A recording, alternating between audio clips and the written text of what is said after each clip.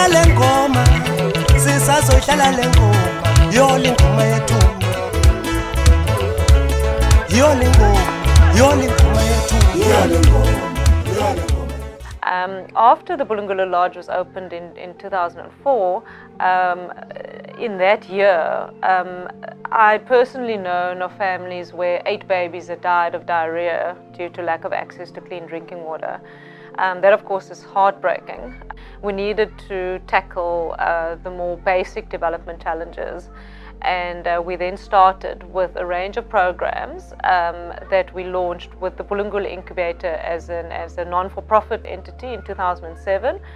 And we started with 4 basic areas of development, which included basic services, which included access to clean drinking water, education, of course, very important, access to health and nutrition, and sustainable livelihoods, which looked at the income generation and wealth generation opportunities for the community. It's a full program that goes from conception all the way through to career, where we work side by side with our community, and our community are very involved at every stage of every one of our projects. Every single project has an elected community committee that manages that project, that is part of the design and implementation of that project, and that is involved in that project throughout the lifespan of that project.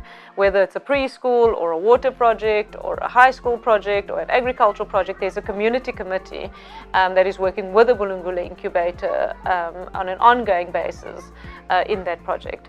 The other very significant arm of our work that we work on very actively is to partner with other organizations, to partner with government departments, to partner with individuals, with innovators, locally and internationally.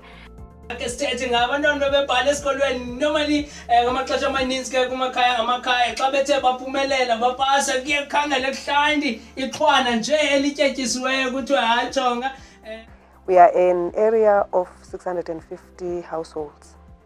The BI came into our village in 2007, and it's going to in their 11th year now, and it has made a huge difference in our community, and they came and improved our lives in so many ways. They focus on education, which is our biggest initiative. They also do health. We also do sustainable livelihoods, and we've just started now agriculture, because we believe that, you know, in alleviating poverty, people need to start doing things for themselves. I first came here in 2003, and I've been living there ever since. At the moment, my position is the head of the Sustainable Livelihoods program, and that's focusing particularly on farming. So this area's got very fertile soil, lots of rivers, and we're trying to help the small farmers here to improve their productivity so they can actually make a living from the land. At the moment, most people go and work in the big cities, on the mines or on the big commercial farms far from here, and so we are helping the small farmers to improve their farming, and so that they can actually make a living off their own land.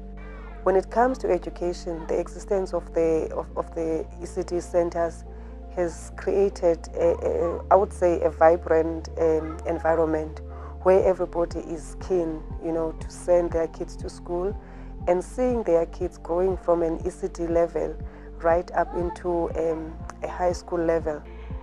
Our education program starts from conception. By conception, we mean any young woman or any young wife who gets pregnant. Our home-based carers visit her and start working with them towards the nutrition. And then when the child is born, the home-based carers go and visit. During her pregnancy, they are trained to read books for their children, to play with their children. They're starting to make baby blankets where they're going to put them on the floor so that they can be able to roll over and develop. So our home-based carers go and visit homes.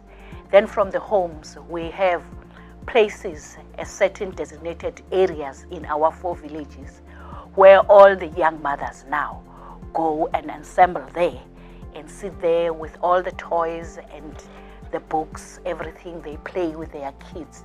But now it becomes different and more interesting because now they get out of their houses. They go to these centers where it is facilitated also by the home-based carers. And then they play, they talk, they share the different milestones, they share whatever they want to share. And also, it is becoming also an area where young wives, young women sit and talk just to socialize, talk about their babies, talk about the importance of the education of their babies. Then once they reach the age of 3, now they come to our preschools. We also have online mathematics where all the children from grade 1 are given tablets. What is interesting about the e-tablet Chomis program is that the curriculum that they are doing is actually the same curriculum as the CAPS curriculum.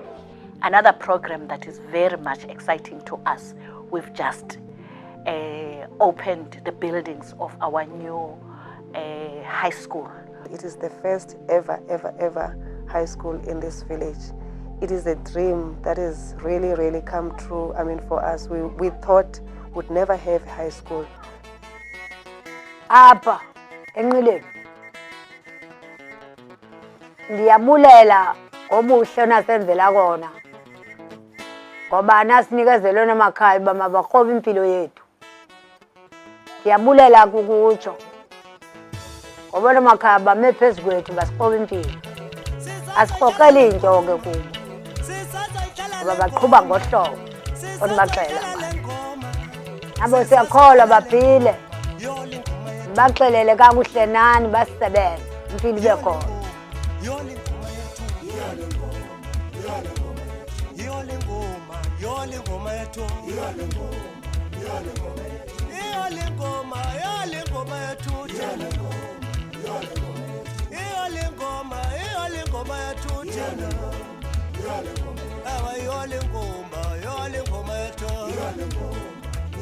Sisazohlala lengoma, sisazohlala lengoma, yole ngoma yethu. Yole ngoma, yole ngoma yethu. Yole ngoma, yole ngoma yethu.